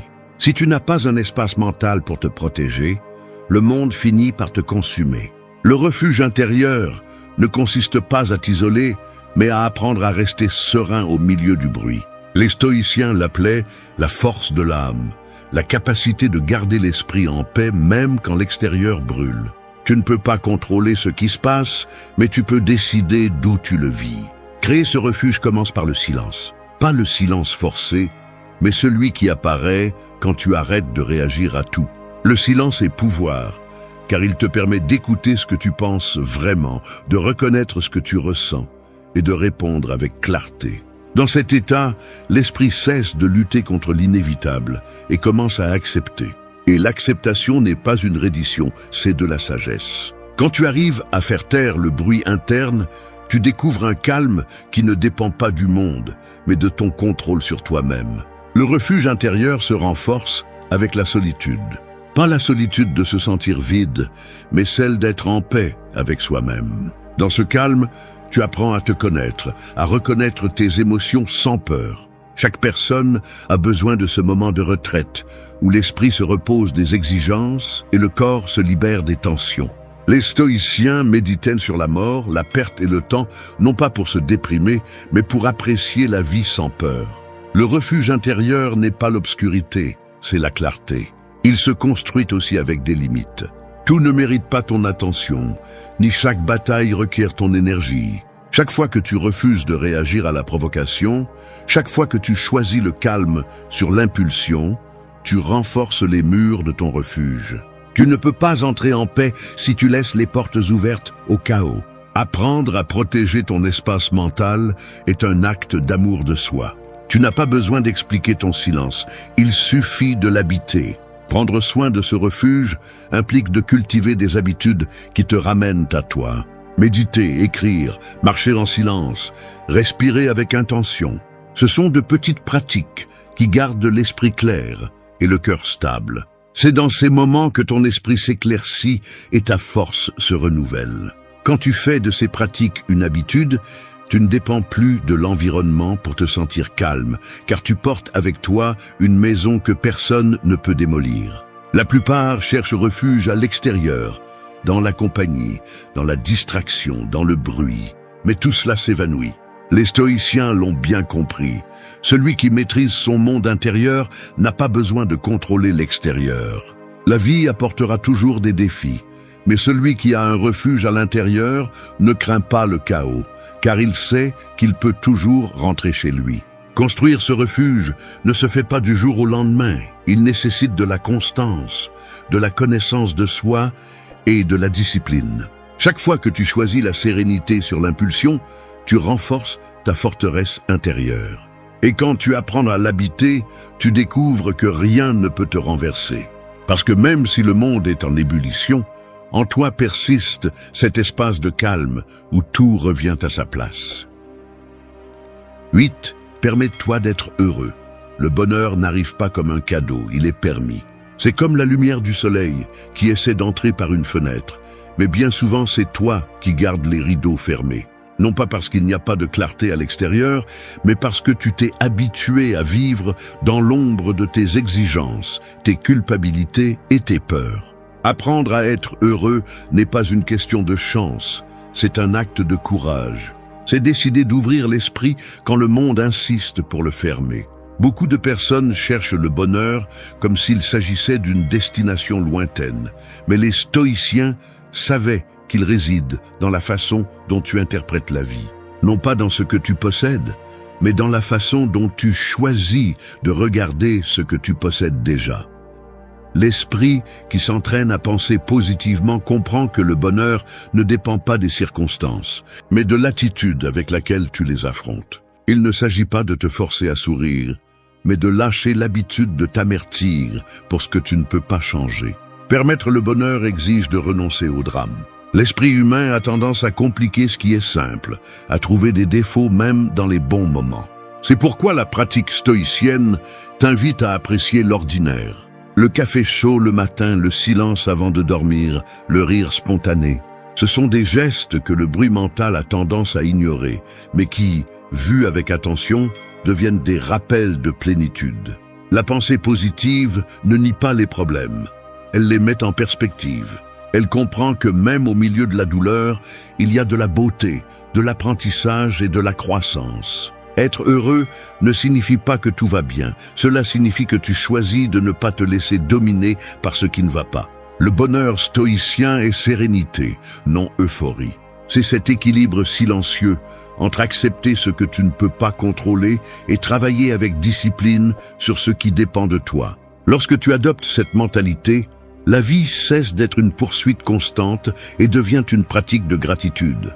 Tu n'attends pas qu'un jour parfait arrive. Tu construis la paix avec ce que tu as aujourd'hui. Permets-toi de profiter sans culpabilité. L'esprit moderne est programmé pour sentir que le bonheur doit être gagné, comme si tu devais le justifier. Mais le simple fait d'être en vie est déjà une raison suffisante pour être reconnaissant. Chaque moment n'a pas besoin d'être productif et chaque réalisation n'a pas besoin d'être extraordinaire. Parfois, le plus grand succès est de pouvoir respirer calmement, de pouvoir se reposer sans anxiété, de pouvoir sourire sans raison. Cette simplicité est le plus grand signe de maturité mentale. Les stoïciens parlaient de la joie du sage, une joie qui ne dépend ni de la chance ni des résultats, mais de la maîtrise intérieure. Cette joie ne s'éteint pas avec l'adversité car elle naît de la compréhension que tout a sa place, même la douleur. Le bonheur n'est pas d'éviter la souffrance, c'est de la traverser sans perdre sa dignité. Lorsque tu y parviens, rien ne peut te voler ta tranquillité. Être heureux implique aussi de te pardonner. Lâcher les erreurs, les comparaisons et les pensées d'insuffisance. Chaque fois que tu te juges, tu te refuses l'opportunité d'être en paix avec toi-même. L'esprit qui vit en guerre avec lui-même ne pourra jamais se reposer. Mais lorsque tu apprends à te traiter avec compassion, à te parler avec respect et à célébrer tes progrès, aussi petits soient-ils, tu commences à expérimenter un bonheur réel, non basé sur des attentes, mais sur l'authenticité. Permettre le bonheur est une décision quotidienne. N'attends pas d'avoir tout résolu pour le ressentir. Commence maintenant, au milieu de tes imperfections, avec ce que tu es et ce que tu as, parce que le bonheur ne se trouve pas, il se cultive. Et lorsque tu réussis à le maintenir vivant en toi, le monde peut trembler, mais tu resteras debout. Merci d'être resté jusqu'à la fin de la vidéo. Si vous avez tout vu, commentez « Je suis stoïcien » comme notre signe secret, indiquant que vous êtes un véritable apprenant du stoïcisme. N'oubliez pas de vous abonner et de liker la vidéo si elle vous a plu. Rendez-vous dans la prochaine vidéo et rappelez-vous, l'esprit n'est pas détruit par ce qui se passe à l'extérieur, mais par ce que tu permets de se passer à l'intérieur. C'est la vérité que peu de gens acceptent. Ce ne sont pas les circonstances qui te brisent, mais les pensées que tu choisis de nourrir. Un esprit sale, rempli de peur, de rancœur ou de culpabilité, transforme n'importe quel jour en une prison. Un esprit propre, en revanche, peut transformer même la douleur en sagesse. Le stoïcisme enseigne que le champ de bataille le plus important n'est pas dans le monde, mais dans ta tête. Si ton esprit est désordonné, rien d'autre ne fonctionnera. Tu peux avoir du succès, de l'amour ou de la reconnaissance, mais si tes pensées sont en guerre, tu vivras fatigué de toi-même. L'esprit ne se nettoie pas une fois, il s'entraîne tous les jours. Chaque pensée négative que tu laisses passer sans l'affronter devient une ombre qui se multiplie. C'est pourquoi le travail intérieur est le plus difficile, mais aussi le plus nécessaire. Nettoyer ton esprit ne signifie pas le vider, mais le purifier de ce qui le contamine. Cela signifie arrêter de réagir à tout, arrêter de vivre emporté par des émotions passagères et commencer à observer sans être esclave de ce que tu ressens. Ce n'est pas un chemin pour les faibles, car regarder en soi exige du courage. Il exige de reconnaître que souvent l'ennemi n'est pas à l'extérieur, mais à l'intérieur, déguisé en pensée. Mais si tu apprends à maîtriser ton esprit, à observer sans juger, à lâcher ce que tu ne contrôles pas et à cultiver le calme, tu découvriras quelque chose de puissant. La véritable liberté n'arrive pas quand tout va bien, mais quand rien ne peut perturber ta paix intérieure. 1. Observe tes pensées. L'esprit est comme un ciel immense où les idées apparaissent et disparaissent comme des nuages. Certaines sont légères, passent rapidement et laissent place à la clarté, mais d'autres deviennent denses, sombres, lourdes et finissent par tout recouvrir. Si tu n'apprends pas à les observer, tu finiras par croire que tu es la tempête, alors qu'en réalité, tu as toujours été le ciel. C'est la différence entre vivre dominé par l'esprit ou vivre en contrôle de celui-ci. La plupart des gens ne pensent pas, ils réagissent. Ils vont de pensée en pensée, sautant d'inquiétude en inquiétude, sans prendre le temps de regarder ce qui se passe dans leur tête. Et ainsi, ils deviennent esclaves de leur propre bruit intérieur. Observer tes pensées, c'est comme allumer une lampe dans une pièce sombre. Au début, tu es surpris par tout ce que tu vois. Tu découvres de vieilles peurs cachées, des culpabilités accumulées, des mots que tu te répètes depuis des années sans t'en rendre compte. Mais une fois que tu les vois, ils ne peuvent plus te dominer. Les pensées n'ont de pouvoir que lorsque tu les crois sans les remettre en question. Quand tu les observes, elles perdent de leur force. Le stoïcisme enseigne que tu ne peux pas contrôler ce qui apparaît dans ton esprit, mais tu peux décider quoi en faire. Une pensée n'est pas un ordre, c'est juste un visiteur. Certains doivent rester pour t'apprendre quelque chose, d'autres doivent simplement partir. Chaque pensée que tu acceptes façonne ta réalité. Si ton esprit est plein de plaintes, tu verras des problèmes partout. S'il est plein de gratitude, tu verras des opportunités là où les autres ne voient que des obstacles. C'est pourquoi l'observation est la première étape vers le nettoyage mental. Cela signifie regarder sans réagir, comprendre sans juger, ressentir sans fuir. Quand tu y parviens, tu découvres que beaucoup de tes batailles étaient imaginaires, créées par des pensées répétées que tu n'as jamais remises en question. Observer tes pensées n'est pas un acte passif, c'est un acte de pouvoir. C'est te dire à toi-même, je ne suis pas mon esprit, je suis celui qui l'observe. C'est rompre l'identification avec la peur, avec la culpabilité, avec le passé. C'est reprendre l'autorité sur toi. Dans le silence de l'observation naît la clarté, et dans la clarté naît la liberté. Il ne s'agit pas d'éliminer les pensées, mais de choisir dans lesquelles tu vas investir ton énergie. Chaque jour, tu auras des centaines d'idées, d'émotions et de réactions.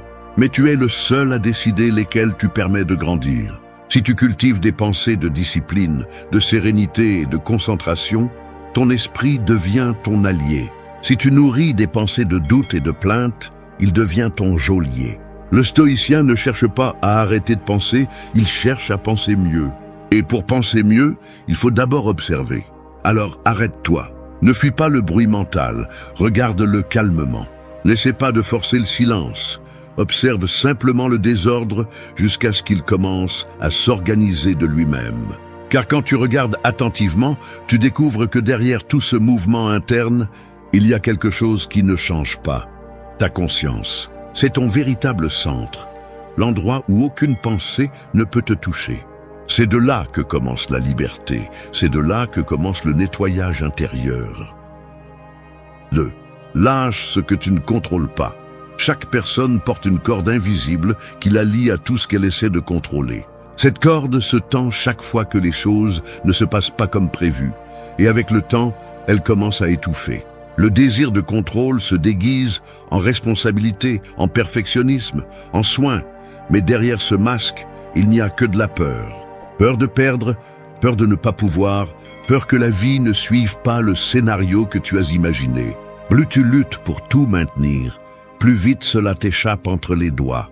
Lâcher prise n'est pas abandonner. C'est libérer l'énergie qui est gaspillée en essayant de changer ce qui n'a jamais été entre tes mains. C'est accepter que tu ne peux pas arrêter la pluie, mais que tu peux apprendre à marcher sous elle. Le stoïcisme enseigne que la souffrance naît de l'attachement à l'incontrôlable. Vouloir que le passé soit différent ou que les autres agissent comme tu le souhaites est une bataille perdue. La seule chose qui t'appartient vraiment est ton jugement, ton attitude et ton action. Tout le reste est un décor qui change sans te demander la permission. L'esprit obsédé par le contrôle vit en tension constante. Il planifie chaque détail, anticipe chaque erreur possible et, malgré tout, se frustre lorsque la réalité ne coopère pas. Le contrôle est une illusion qui promet la sécurité, mais ne livre que l'anxiété. Quand tu lâches prise, en revanche, quelque chose d'inattendu arrive, la légèreté. Tu cesses de résister et commences à couler. Le calme ne vient pas parce que tout est sous contrôle, mais parce que tu n'en as plus besoin. Lâcher ce que tu ne peux pas changer ne signifie pas l'indifférence, cela signifie l'intelligence émotionnelle. Cela signifie savoir où investir ta force. Celui qui dépense son énergie à essayer de gérer l'inévitable finit épuisé avant l'heure. Celui qui la dirige vers ce qu'il peut contrôler grandit, se renforce et maintient son centre. Les stoïciens n'étaient pas conformistes, ils étaient réalistes. Ils comprenaient que la sérénité naît de la distinction entre ce qui dépend de toi et ce qui ne dépend pas. Chaque fois que tu répètes une préoccupation dans ton esprit, tu essaies de contrôler l'avenir. Chaque fois que tu revives une conversation du passé, tu essaies de réécrire ce qui a déjà été. Cette usure invisible te vole le présent. Et sans présent, il n'y a pas de clarté. Lâcher prise, c'est décider d'habiter le moment. C'est regarder ce qui se passe sans le juger comme bon ou mauvais, simplement comme ce qu'il est. L'acceptation n'élimine pas la douleur, mais la rend supportable. L'acte de lâcher prise implique aussi l'humilité. C'est reconnaître que la vie ne tourne pas à ta mesure. Tu peux planifier, t'efforcer et pourtant échouer. Et ce n'est pas une injustice, c'est la nature. Tout change, tout passe, tout se transforme. Résister à cela, c'est lutter contre l'essence même de l'existence. Le sage n'essaie pas de contrôler le courant, il apprend à le naviguer. Et pendant que les autres coulent en essayant de pousser l'eau, lui avance avec moins d'efforts. Le contrôle est addictif car il donne une sensation de pouvoir momentanée. Mais quand le monde ne répond pas, cette sensation s'effondre et la frustration apparaît. La vraie force réside dans le fait de savoir s'adapter, pas dans le fait de tout dominer. Lâcher prise est une pratique quotidienne. Lâcher ce qui n'a pas marché, lâcher ce qui ne convient plus, lâcher même le besoin de tout comprendre. Tu n'as pas besoin d'avoir toutes les réponses pour avancer. L'esprit se nettoie lorsqu'il cesse de lutter contre l'inévitable. Lâche le passé, non pas parce qu'il n'a pas d'importance, mais parce qu'il a déjà rempli sa fonction. Lâche le besoin de contrôler les gens, non pas parce qu'ils ne t'intéressent pas, mais parce que leur chemin ne dépend pas de toi. Lâche l'obsession du futur, parce que l'anxiété ne le changera jamais. Tout ce que tu ne contrôles pas ne mérite pas ta paix. C'est l'enseignement le plus pratique du stoïcisme. Choisis où tu mets ton énergie et le reste, laisse-le partir avec dignité. 3. Silence ton esprit. Il y a des moments où le véritable bruit n'est pas à l'extérieur, mais à l'intérieur. Tu peux être dans une pièce calme et pourtant sentir que ton esprit crie. Les pensées se bousculent, les inquiétudes se répètent, les voix internes discutent entre elles. Tu vis entouré de bruit mental et le pire, c'est que tu t'y habitues. Tu apprends à vivre avec lui comme si c'était normal, mais ce n'est pas le cas. L'esprit bruyant vole de l'énergie, déforme la réalité et t'éloigne du présent. Le faire taire n'est pas un luxe. C'est une nécessité si tu veux retrouver ton pouvoir intérieur. L'esprit a besoin de silence, comme le corps a besoin de repos. Sans silence, il n'y a pas de clarté. Sans clarté, il n'y a pas de direction. Le stoïcisme enseigne que celui qui ne maîtrise pas son esprit finit par servir ses pensées. Et servir un esprit désordonné, c'est vivre dans le chaos. Le bruit mental est le résultat d'années sans observer, sans nettoyer, sans faire de pause. C'est l'accumulation de ce que tu n'as pas lâché, de ce que tu n'as pas dit, de ce que tu n'as pas pardonné. C'est pourquoi, lorsque tu gardes le silence, tu ne t'évades pas, tu te réorganises. Le silence n'est pas le vide, c'est la présence. Quand tu apprends à faire taire ton esprit, quelque chose de puissant se produit. Tu commences à remarquer les pensées qui passaient auparavant inaperçues. Tu te rends compte de la façon dont tu te parles, de combien tu te critiques, de combien de fois tu revivis le même problème. Et dans cette prise de conscience commence le nettoyage. Tu n'as pas besoin de te battre avec ton esprit pour le faire taire. Tu as juste besoin de l'observer avec patience, comme celui qui regarde la mer en attendant que la marée baisse. Le calme arrive de lui-même quand tu cesses de résister. Faire taire l'esprit ne signifie pas arrêter de penser. Cela signifie choisir quand et à quoi penser. Cela signifie apprendre à utiliser l'esprit comme un outil et non comme un maître. Cela signifie pouvoir s'asseoir avec soi-même sans ressentir d'anxiété. C'est le test de la maîtrise intérieure. Être en silence et ne pas avoir besoin de se distraire. Quand tu y parviens, le bruit du monde perd son pouvoir sur toi. Le silence est le terrain où la sagesse grandit. Au milieu du tumulte, tu n'entends rien, mais dans le calme, tu commences à tout comprendre. L'esprit calme voit les choses telles qu'elles sont, pas comme il craint qu'elles soient. C'est pourquoi les grands sages parlaient peu, non pas parce qu'ils n'avaient rien à dire, mais parce qu'ils ont appris que la clarté n'a pas besoin de bruit pour s'imposer. Chaque mot que tu dis, sans penser, disperse ton énergie. Chaque silence conscient la renforce. Pratiquer le silence, c'est entraîner l'esprit à ne pas réagir immédiatement, à ne pas se laisser emporter par chaque impulsion. C'est respirer avant de répondre, penser avant d'agir, regarder avant de juger. C'est comprendre que tout ne mérite pas ton attention ni ta réponse. Quand ton esprit se tait, ton esprit parle. Et dans ce dialogue sans mots, tu te réconcilies avec toi-même. Tu ne peux pas contrôler ce que le monde dit, mais tu peux décider combien de paix tu garderas à l'intérieur. Faire taire l'esprit, c'est revenir à ton centre. C'est revenir à ce point où rien d'extérieur n'a le pouvoir de te perturber. Et quand tu arrives là, tu découvres quelque chose qui change tout. Le silence n'est pas l'absence de bruit, c'est la présence absolue de toi-même. Et 4. Chercher des moments de calme.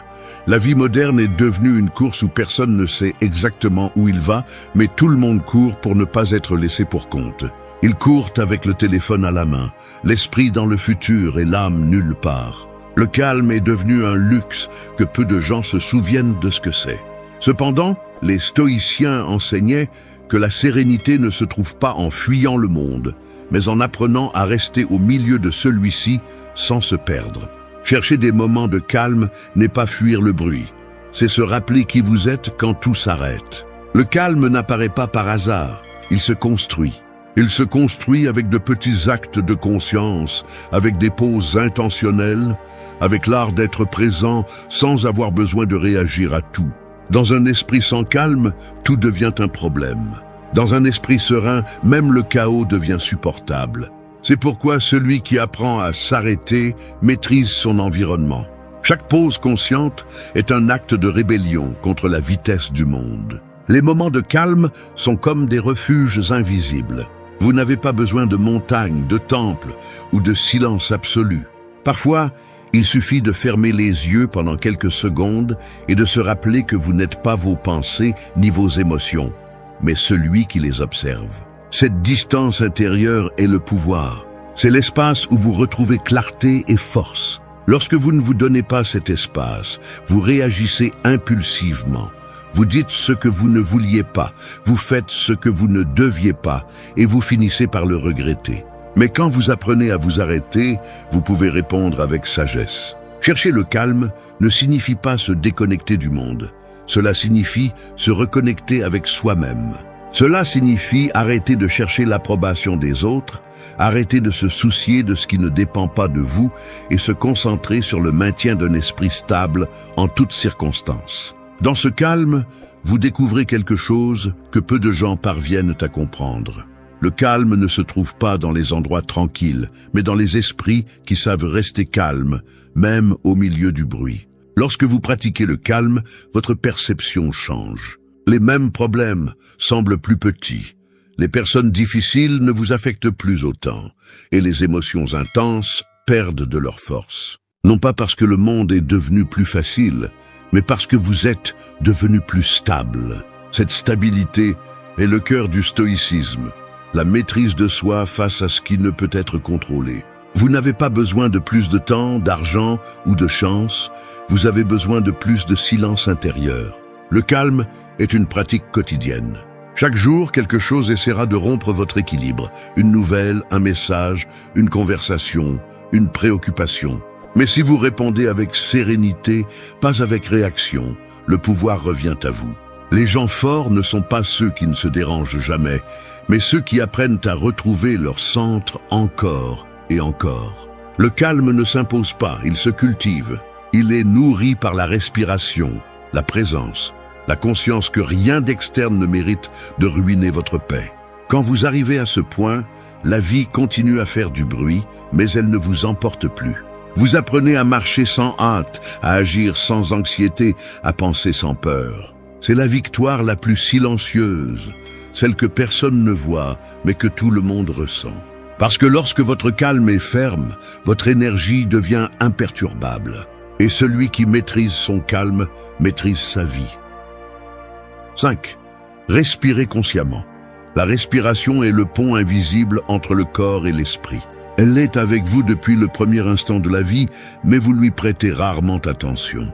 Vous respirez sans vous en rendre compte, comme si cet acte simple n'avait aucun pouvoir. Et pourtant, à chaque inhalation, vous avez l'opportunité d'apaiser le chaos ou de l'attiser.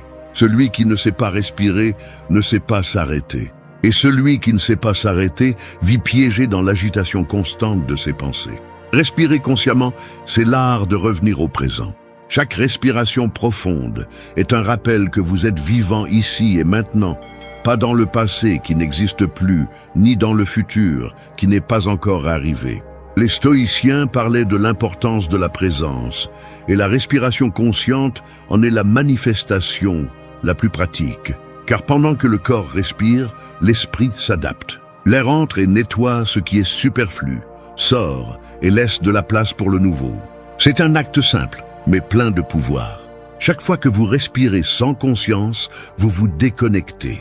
Vous réagissez par impulsion, vous parlez sans réfléchir, vous prenez des décisions sous tension. Mais quand vous faites une pause, quand vous inspirez profondément et expirez avec intention, vous changez votre fréquence. La respiration consciente transforme le bruit mental en clarté. Ce n'est pas de la magie, c'est de la physiologie et de l'attention. Le corps se calme, le cœur se stabilise et l'esprit comprend qu'il n'y a pas de hâte. À ce moment-là, vous reprenez le contrôle. La respiration est l'outil le plus sous-estimé de l'être humain. Elle est toujours disponible, ne coûte rien et pourtant, peu de gens l'utilisent pour trouver l'équilibre. Quand vous respirez consciemment, vous entraînez votre esprit à répondre calmement, même sous pression.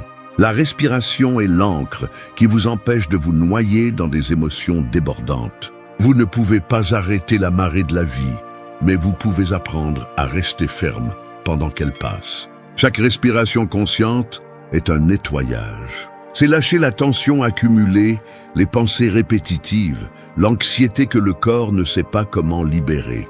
Quand vous vous arrêtez pour respirer profondément, vous envoyez un message clair à votre esprit. Je suis présent, je suis ici, je suis en contrôle. À ce moment-là, le besoin de lutter contre ce que vous ne pouvez pas changer disparaît. Il ne reste que le calme, le rythme naturel de l'être. La maîtrise de l'esprit commence par la maîtrise de la respiration. Dans les moments de colère, de peur ou de tristesse, observez votre respiration et vous verrez comment elle change. Elle est rapide, saccadée, tendue. Si vous réussissez à la contrôler, le corps suit. Et si le corps suit, l'esprit obéit. Cette connexion est la porte vers la clarté mentale. Les stoïciens le savaient. Avant d'agir, respirez. Avant de parler, respirez. Avant de vous rendre, respirez. Dans cette pause brève se trouve la différence entre la réaction et la sagesse. Pratiquer la respiration consciente ne nécessite pas des heures de méditation ni des retraites spirituelles. Il suffit de vous arrêter quelques secondes pendant la journée et de respirer avec intention. Inspirez profondément. Sentez comment l'air entre, comment il remplit votre poitrine, comment il vous connecte à la réalité. Expirez lentement, lâchez le poids, laissez aller la tension. Faites-le plusieurs fois et vous remarquerez comment le monde semble s'arrêter pour un instant. Non pas parce qu'il a changé, mais parce que vous l'avez fait. Chaque respiration consciente est un acte de pouvoir silencieux. Elle vous rappelle que vous êtes vivant, que vous avez le contrôle sur vous-même, que le calme ne dépend pas des circonstances, mais de votre capacité à revenir au présent. L'esprit se nettoie quand vous respirez avec un but, quand chaque inhalation devient une affirmation de force intérieure. C'est ainsi que l'on entraîne la sérénité, une respiration à la fois. 6. Pardonne et avance. Il y a des blessures qui ne saignent pas mais qui pèsent lourd. Tu les portes en silence, comme des pierres dans ta poitrine, et même si ton corps continue de marcher, ton âme reste bloquée à l'endroit où elle a été blessée. La rancune est une chaîne invisible qui lie le passé au présent. Tu penses que la haine te donne du pouvoir, mais en réalité, elle te consume. Et pendant que tu attends que l'autre personne répare les dégâts, le temps s'échappe, l'esprit se salit et la paix se dissout. Le pardon n'est pas une faveur que tu fais aux autres, c'est un nettoyage profond que tu fais en toi. Les stoïciens comprenaient que le ressentiment est une forme d'esclavage émotionnel. Tant que tu te souviens de ce qu'on t'a fait avec colère, tu restes prisonnier de cet instant. Le pardon n'efface pas l'histoire, mais il coupe le lien avec la douleur. Il ne s'agit pas de justifier ou d'oublier, mais de lâcher prise, parce que tout ce que tu ne lâches pas te contrôle. Et si quelque chose te contrôle, cela te vole ta liberté mentale. Pardonner ne signifie pas te réconcilier avec celui qui t'a fait du mal, mais cesser de lui donner du pouvoir sur tes pensées. Cela signifie regarder en arrière sans que ton cœur ne se serre. Cela signifie reconnaître que tu ne peux pas changer ce qui s'est passé, mais que tu peux choisir comment vivre avec. Le pardon est une discipline mentale, une décision consciente de ne plus porter ce qui ne sert plus. Il y a des gens qui portent leur passé comme s'il s'agissait de leur identité. Ils se définissent par leurs blessures, leurs trahisons, leurs erreurs. Et sans s'en rendre compte, ils répètent l'histoire encore et encore, parce que leur esprit est plein de ce qu'ils n'ont jamais nettoyé. Mais quand tu pardonnes, tu fais de la place pour du nouveau. Le pardon est une purification silencieuse, une façon de dire à la vie que tu es prêt à avancer sans poids. Le stoïcien ne s'accroche pas à la douleur, il l'étudie, la comprend et la laisse partir. Il sait que chaque expérience, même les plus dures, a une leçon cachée. Il ne reste pas dans la blessure, il se concentre sur l'enseignement. Et cette différence change tout. Parce que celui qui reste dans le ressentiment stagne, mais celui qui apprend du coup grandit. Pardonner n'est pas oublier, c'est se souvenir sans souffrir. C'est pouvoir regarder la blessure et voir de la force au lieu de la colère. Le pardon libère de l'énergie. Toute celle que tu utilisais auparavant pour maintenir la rancune vivante te revient transformée en clarté. Il n'y a pas de nettoyage mental plus puissant que celui-ci. Tant que tu gardes du ressentiment, ton esprit sera occupé par le passé. Et personne ne peut avancer s'il continue de regarder en arrière. Pardonner, c'est aussi se pardonner. Parfois, l'esprit se remplit de culpabilité pour ses propres erreurs, pour ce que tu n'as pas fait ou dit, pour ce que tu as permis. Mais te punir éternellement ne te rend pas meilleur. Cela te maintient seulement coincé dans le même cycle. La culpabilité se nettoie avec la responsabilité, pas avec la souffrance. Apprends la leçon. Prends une décision différente et continue d'avancer. C'est cela la maturité. Le pardon n'arrive pas d'un coup, il arrive par couches. Chaque jour où tu décides de ne pas nourrir la rancune, tu guéris. Chaque fois que tu choisis la paix plutôt que la revanche, tu grandis. Chaque fois que tu te souviens sans douleur, tu te libères. Le stoïcisme enseigne que la sérénité ne dépend pas du changement des autres, mais de ton choix de ne pas être dominé par ce qui s'est déjà passé. Alors, lâche prise, non pas pour eux, mais pour toi. Parce que seul celui qui pardonne vraiment peut avancer avec l'esprit clair et le cœur en paix. 7. Agis sans distraction. L'esprit est comme une épée. Si on ne l'entraîne pas, il rouille. Si on l'utilise sans concentration, il finit par blesser celui qui le manie. À l'ère des écrans, l'esprit humain est devenu un champ de bataille constant. Chaque notification est une petite invasion.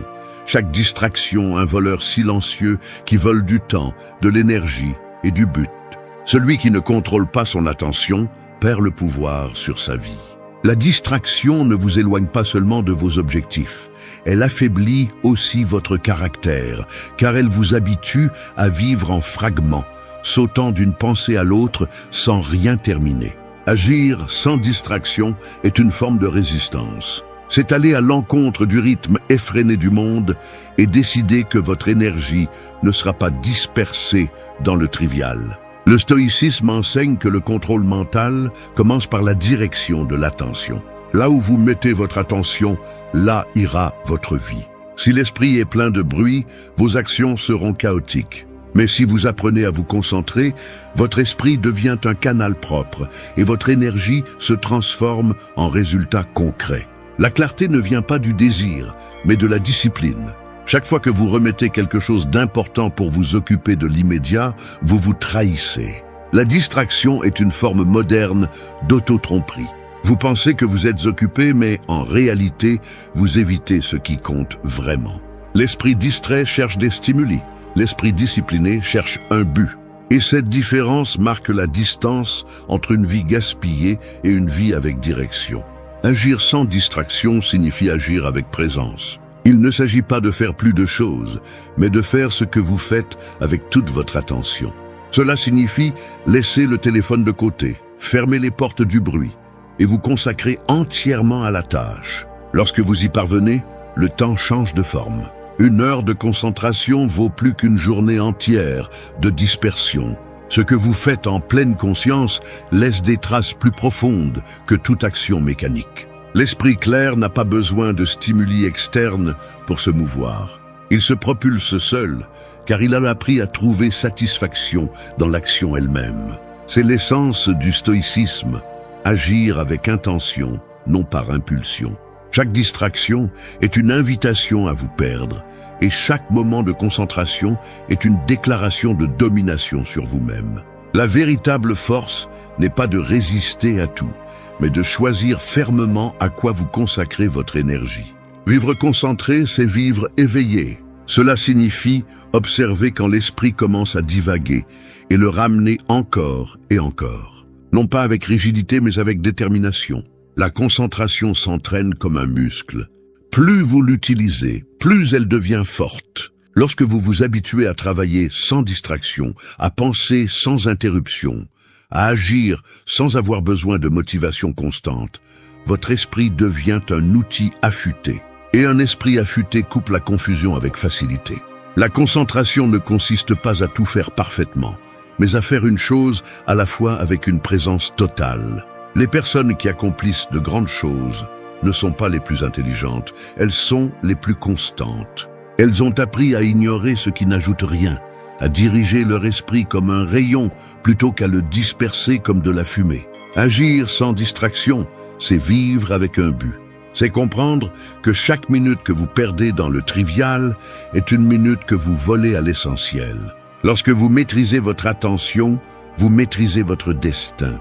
Et dans un monde qui cherche constamment à vous distraire, rester concentré est l'acte de liberté le plus puissant que vous pouvez exercer. 8. Cultivez le calme. L'esprit est comme un lac. Quand le vent souffle fort, l'eau s'agite, les images se déforment et tout semble confus. Mais quand l'air se calme, le lac devient un miroir, reflétant clairement tout ce qui l'entoure. Il en va de même pour l'âme. Tant que vous êtes agité par l'anxiété, la peur ou la hâte, rien n'est clair. Mais quand vous cultivez le calme, la pensée s'ordonne et les réponses que vous cherchiez commencent à apparaître d'elles-mêmes. Le monde actuel glorifie le mouvement constant, la productivité sans relâche, l'idée que s'arrêter est une perte de temps. Cependant, le contraire est vrai. Celui qui ne sait pas s'arrêter finit par agir sans direction, accumulant de la fatigue et vidant son esprit. Le calme n'est pas l'inactivité, c'est la préparation. C'est l'espace où l'âme se réorganise pour agir avec force et clarté. Les stoïciens le comprenaient bien. Le calme n'est pas une faiblesse, c'est la maîtrise. Car celui qui peut rester silencieux alors que tout tremble autour de lui démontre un contrôle que peu atteignent. Cultiver le calme est une pratique quotidienne. Il n'apparaît pas spontanément et ne se gagne pas en fuyant le bruit. Il se construit avec discipline, avec intention et avec présence. C'est prendre quelques minutes par jour pour se déconnecter du tumulte, pour revenir à soi. C'est éteindre le téléphone, fermer les yeux et sentir le poids de votre respiration. C'est observer les pensées sans les suivre, les laisser partir comme des feuilles emportées par le courant. Cette pratique simple est l'une des plus puissantes qui existent, car elle vous apprend à vous habiter. Lorsque vous cultivez le calme, vous découvrez que le bruit extérieur ne vous affecte plus de la même manière. Les offenses pèsent moins, les problèmes perdent leur urgence, les émotions deviennent gérables. Non pas parce que le monde est devenu plus facile, mais parce que vous êtes devenu plus fort. L'esprit calme est comme une forteresse invisible. De l'extérieur, elle peut sembler fragile, mais à l'intérieur, rien ne la secoue. C'est la véritable force, celle qui n'a pas besoin de se montrer pour exister. Le calme vous apprend aussi à écouter. Pas seulement les autres, mais vous-même. Dans le silence profond, se révèlent des vérités que le bruit cache. Vous découvrez ce qui compte vraiment pour vous, ce que vous devez lâcher, ce que vous évitez. Et cette clarté est le premier pas vers la sagesse. Celui qui ne sait pas rester calme ne peut pas se connaître, car il fuit toujours lui-même. Mais lorsque vous apprenez à rester, lorsque vous laissez le silence vous parler, vous commencez à vous comprendre avec une brutalité honnête. Ne confondez pas le calme avec la passivité. L'esprit calme n'est pas endormi. Il est éveillé d'une manière que peu comprennent. C'est le calme de l'archer avant de lâcher la flèche, la respiration du guerrier avant la bataille. Dans cet instant, il n'y a ni peur ni hâte, seulement la présence. Et de cette présence naît toute action efficace. Car un esprit calme n'agit pas par impulsion, il agit par décision. Cultiver le calme est la dernière étape du nettoyage mental.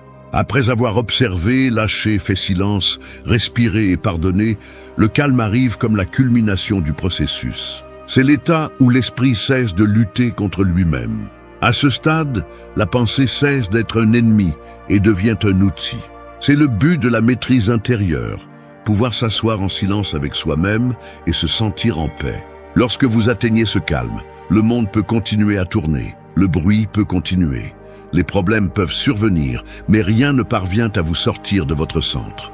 Parce que vous comprenez que la véritable stabilité ne vient pas du contrôle de l'environnement, mais de la maîtrise de l'esprit. Et celui qui maîtrise son esprit maîtrise déjà son destin.